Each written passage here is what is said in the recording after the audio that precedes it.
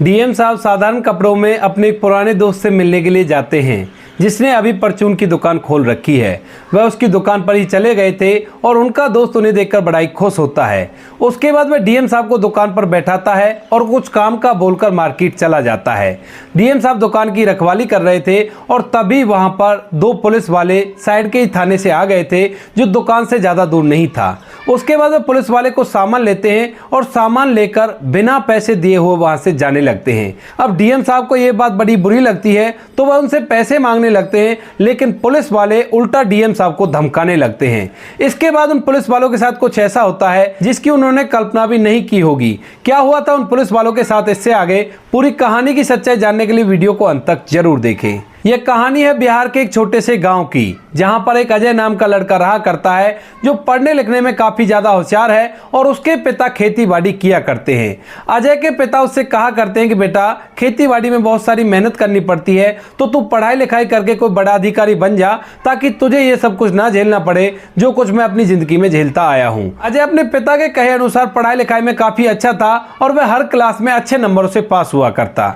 अजय का एक दोस्त था जिसका नाम था अनिल उनके पड़ोस में ही रहा करता है और उसके पिता की मार्केट में दुकान है और उसी से उनके घर का गुजर बसर हुआ करता है। दोनों स्कूल के टाइम से काफी अच्छे दोस्त थे और उसके बाद उनकी दोस्ती और आगे भी बढ़ती रहती है। इसके बाद अजय अपनी स्कूल की पढ़ाई कंप्लीट कर लेता है और वह ग्रेजुएशन में एडमिशन ले लेता है। जिस कॉलेज में अजय ने एडमिशन लिया था उसी कॉलेज में अनिल ने भी एडमिशन ले लिया था और दोनों एक साथ ही कॉलेज जाया करते और एक साथ ही वहां से वापस आया करते। सब कुछ अच्छी तरह से चल रहा था, कैसी भी कोई दिक्कत नहीं थी। अजय के पिता उसकी पढ़ाई लिखाई के लिए उसे पैसा दे दिया करते और वो पढ़ाई लिखाई मन लगाकर किया करता। लेकिन तभी अचानक से अजय की मां की तबीयत खराब हो जाती है और उसके बाद घर के अंदर पैसों की तंगी आने लगती है।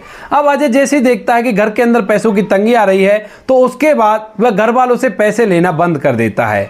अजय चाहता है कि वह कहीं पर छोटा मोटा काम कर ले ताकि उसके परिवार को और ज्यादा मुसीबतों का सामना ना करना पड़े। उसका पिता उससे कहता है कि बेटा कोई बात नहीं, अगर ऐसी बात है तो हम अपनी इस जमीन को बेच देते हैं और उसके बाद तुम्हारी पढ़ाई लिखाई हो जाएगी तो बाद में इस जमीन को खरीद लेना। लेकिन अजय अपने पिता से मना कर देता है, कहता है कि नहीं बाबूजी, हम ऐसा नहीं करेंगे क्योंकि जमीन एक बार हमारे हाथ से चली गई तो उसके बाद इसे वापस लेना बड़ा ही मुश्किल हो जाएगा। मैं अपनी पढ़ाई के लिए खुद से मेहनत कर लूंगा, आप केवल परिवार का ध्यान रखिए, इतना ही काफी है। उसके बाद अजय का पिता खेती बाड़ी के साथ साथ दूसरों की मजदूरी भी करने लगता है और अपनी पत्नी का इलाज कराने लगता है। इधर जो अजय है वह भी छोटा मोटा काम इधर उधर किया करता और उस काम को करने के बाद अपनी पढ़ाई लिखाई को भी किया करता है।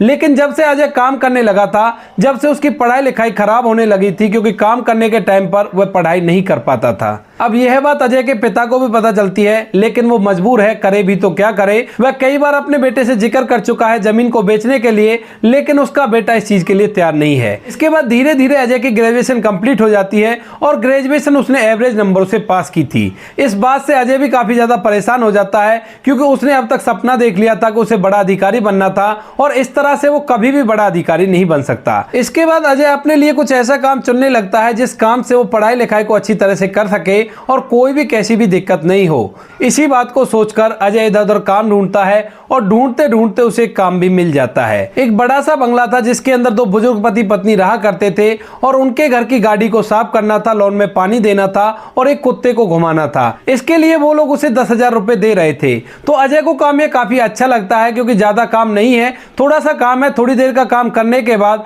वह अपनी पढ़ाई लिखाई पर अच्छी तरह से फोकस कर सकता है क्योंकि अब तक जो वह काम किया करता था तो उसमें पूरे दिन भर उसे काम करना पड़ता था, लेकिन यहां पर उसे महीने के 10,000 रुपए मिलेंगे और साथ में उसे काम भी ज्यादा नहीं करना पड़ेगा। इसके बाद अजय उस काम को करने लगता है और उस काम को करके अपने पिता को भी सहारा देने लगता है। अब यहां से अजय रोज अपने घर के लिए जाया करता और वहां से वापस आकर यहां पर काम किया करता। अपने गांव से और उस शहर तक जाने के लिए उसे लगभग 20 मिनट का समय लगा करता था, तो सुबह शाम 20-20 मिनट करके उसके 40 मिनट खराब हो जाते थे और यह बात अजय को अच्छी नहीं लगती है। अजय उसी शहर के अंदर एक किराए का कमरा ले लेता है और उसी में बैठकर पढ़ाई लिखाई करने लगता है।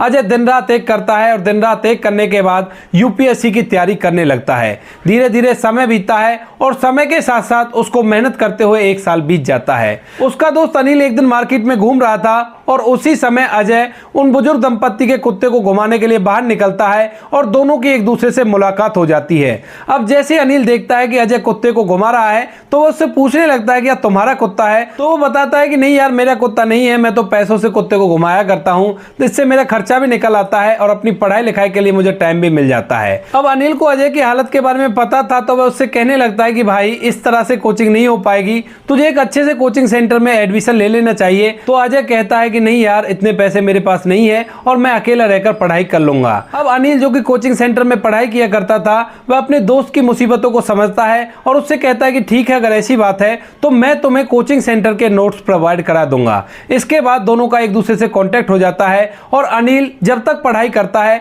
जब तक उसे अपने कोचिंग सेंटर के नोट्स प्रोवाइड कराता रहता है। अब तभी एक दिन अनिल का फोन अजय के पास आता है और वह उससे कहता है कि भाई अगर तू बुरा ना माने तो जहां पर मैं कोचिंग किया करता हूं यहां पर एक लाइब्रेरियन की जॉब है जिसे रहने के लिए कमरा भी दे रहा है मालिक और साथ में उसे 24 घंटे के लिए वर्कर चाहिए। अब इस बात को सुनकर अजय को मानो मुंह मांगी मुराद मिल गई हो, क्योंकि लाइब्रेरी के अंदर ज्यादा काम नहीं था, केवल 24 घंटे लाइब्रेरी का ध्यान रखना था और कुछ भी काम नहीं था। इसके बाद अजय इस काम के लिए तैयार हो जाता है और वहां से सीधा वहां पर चला जाता है जहां पर उसका दोस्त अनिल उसे बुलाता है।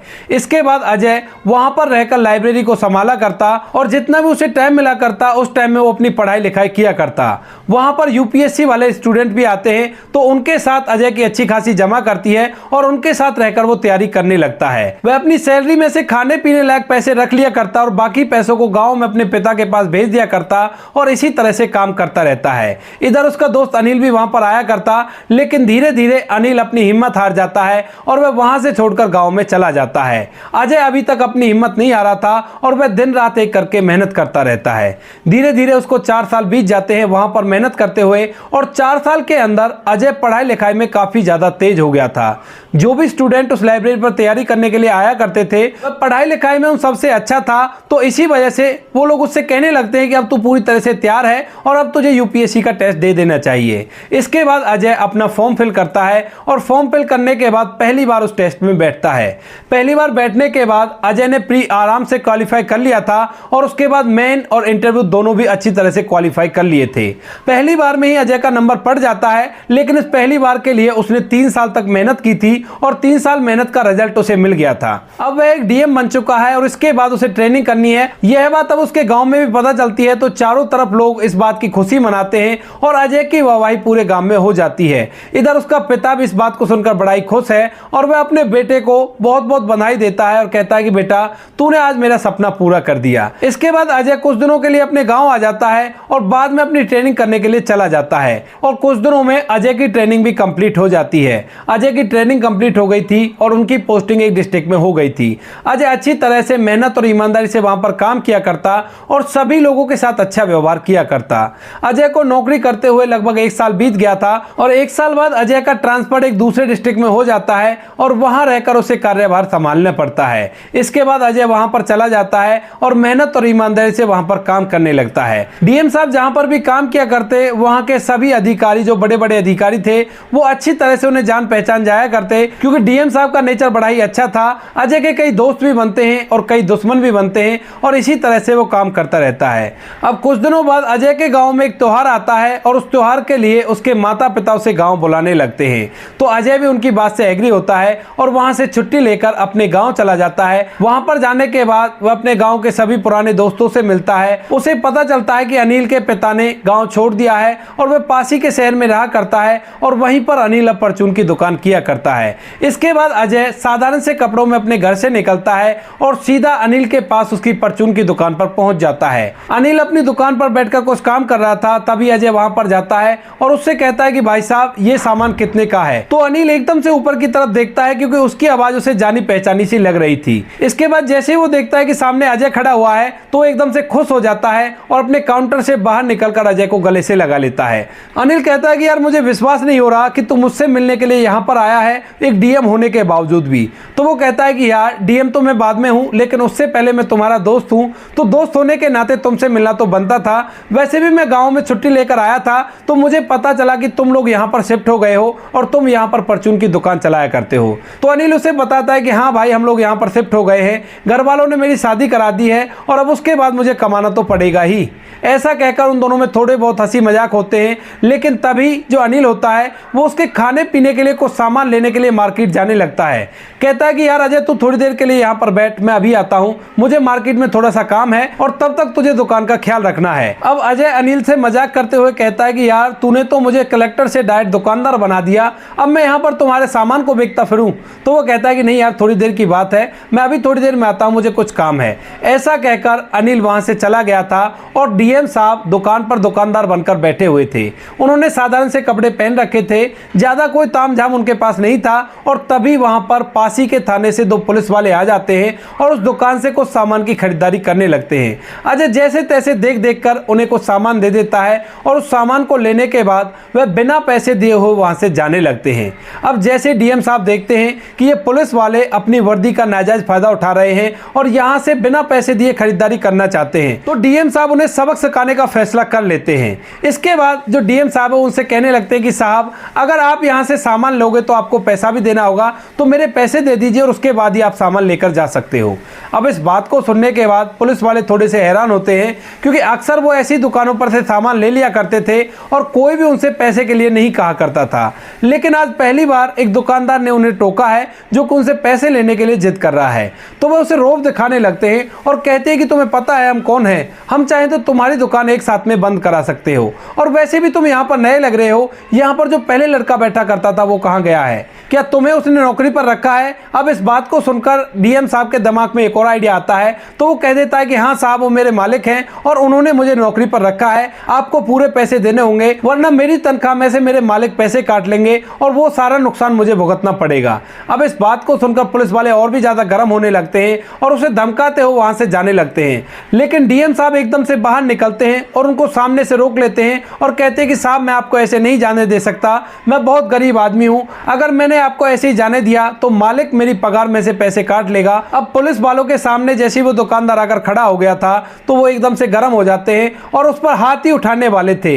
लेकिन तभी वहां पर अजय का दोस्त अनिल आ जाता है और उनको जोर से आवाज लगाते हुए बताता है कि ये डीएम साहब हैं और आप इनके साथ ऐसा नहीं कर सकते। अब इस बात को सुनकर पुलिस वाले रुक तो जाते हैं, लेकिन अनिल की तरफ देखकर हंसने लगते हैं कि हाँ ये डीएम साहब है और तू यहाँ का एसपी साहब होगा, और कहते हैं कि लगता है डीएम साहब और एसपी साहब को थाने में बंद करना पड़ेगा, उसके बाद ही इनकी अकल ठिकाने आएगी। इतना कहकर दोनों पुलिस वाले अजय का हाथ पकड़ने लगते हैं, लेकिन तभी अजय उनको रोकते हुए कहता है कि साहब 1 मिनट रुक जाइए, पहले मुझे एक छोटा सा फोन कर लेने दीजिए। इसके बाद पुलिस वाले दोबारा से हंसने लगते हैं और कहते हैं कि कौन है तेरा ऐसा जिसके पास तू फोन करेगा और क्या करवाएगा हमारा, चल ऐसी बात है तो तू फोन भी करके देख ले, आखिर हमारा तू क्या कर सकता है। इसके बाद जो डीएम साहब होते हैं वहां के एसपी साहब के पास फोन मिलाते हैं और उनको अपने बारे में बता देते हैं। एसपी साहब उनके साथ ड्यूटी कर चुके थे तो उन्हें डीएम साहब के बारे में अच्छी तरह से पता था, और उसके बाद एसपी साहब वहां से फौरन थाना इंचार्ज के पास फोन करते हैं और उसको पूरा मामला समझा देते हैं। थोड़ी ही देर में वहां पर थाना इंचार्ज आ जाते हैं और इतनी देर तक वो पुलिस वाले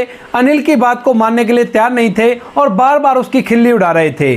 थाना इंचार्ज जैसे ही वहां पर आते हैं तो वे एकदम से अजय को आकर सैल्यूट मारते हैं और कहते हैं कि साहब इनसे गलती हो गई, इन्हें माफ कर दीजिए। अब जैसे ही पुलिस वाले देखते हैं कि थाना इंचार्ज आकर इनको सैल्यूट मार रहा है तो वे एकदम से समझ जाते हैं कि जो कुछ भी अब तक अनिल ने कहा था वो बिल्कुल सही है और ये सच में ही डीएम साहब हैं। एकदम से पुलिस वाले उनके पैरों को पकड़ लेते हैं और रो रो कर गिड़गिड़ाकर उनसे माफी मांगने लगते हैं। डीएम साहब थाना इंचार्ज को फौरन दोनों को गिरफ्तार करने के लिए कह देते हैं और कहते हैं कि इन्हें जेल के अंदर डालो, बाकी की कार्रवाई मैं अपने आप करवा दूंगा।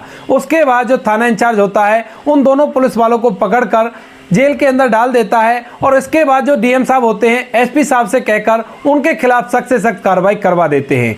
दोनों पुलिस वालों के खिलाफ कड़ी से कड़ी कार्रवाई की गई थी और यह सब कुछ देखकर वहां के लोग अजय की वाहवाही करने लगते हैं। इसके बाद डीएम साहब अपने दोस्त अनिल से मिलते हैं, काफी देर तक उनसे बातें करते हैं और बातें करने के बाद उनसे कह देते हैं कि भाई तूने मेरा बहुत ज्यादा साथ दिया था, अगर तू उस लाइब्रेरी की जॉब को नहीं बताता तो शायद मैं आज इस मुकाम को हासिल नहीं कर पाता।